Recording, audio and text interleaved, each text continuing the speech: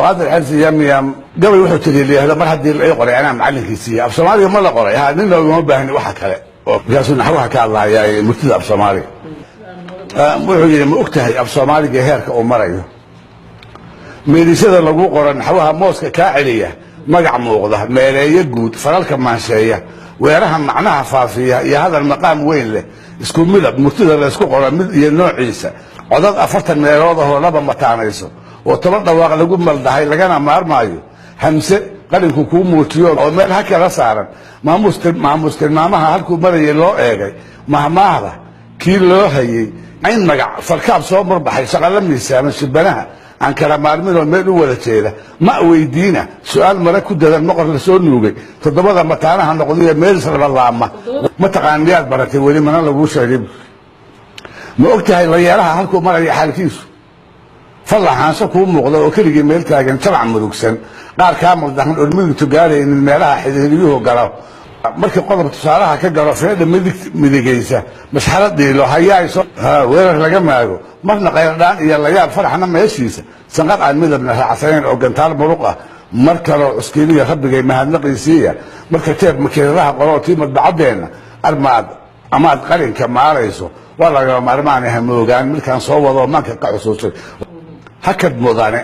joogsiga ku maran siitin madaxtaada marbaroolka qaasada dhigmaha xarafka ku muuta ka hadalka weeye kulmaha meedishada laaba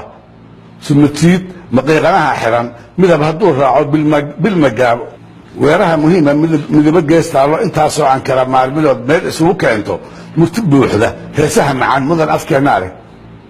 xigmad ay maskaxi keentay oo lagu muraaqoodo milic qaliye roob maalinta ay dhibic ku maanshaysay subag miida dhuux mooyee la eg buur macdana jiifto mahmaayo lagu kaydiyo mudan afkeenaare tala murugtay meel la isku jabay oo mixnadi taalo niman mala aqoon baadiloon marin abaalkiisa garta macalinkeed weeyo mudan afkeenaare من جيت سارن وبح موقضة من هريرية ومرات بسلعة كلام مدن أفكارنا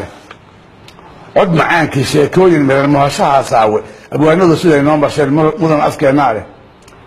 ما بعده ده هذا اللي جو برجلي ترى اسمع دافتي مدن با معناها سوري دول لقوا مقصودة يا مقولنا هذا هجي بحنت دي مدن أفكارنا أنا جوا مركي عن يدا مرن تفعلي ما قال أرق مركي عن رأيي ده مرق أسوة هاجي marka dhaafi weydo aqoon laga maarmeene maalintii kacaanku u dhashay mudan afkeenaay ha irgam mahadsan rusheeg laysu meelay oo kartidii muujay manastooyinkii soo furfuray guusha magaceena ilaahay xaq maamul tiraa marin abaalkooda gudigiisa maamuustay iyo mudan afkeenaay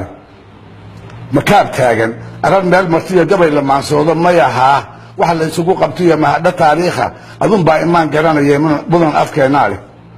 anigoo aan wada muujinayn madaxka koogiisa waxaan gabayga miimka wakaca ugu madax raagay faalada waxaan ula marmaray meelo kala jaada yamyan baan midkaa yiri haddaan uunka maqashiiyey muraadkan kale yahay niman garanay waa mooge mar haddii la ii qoray anaa macalinkiisii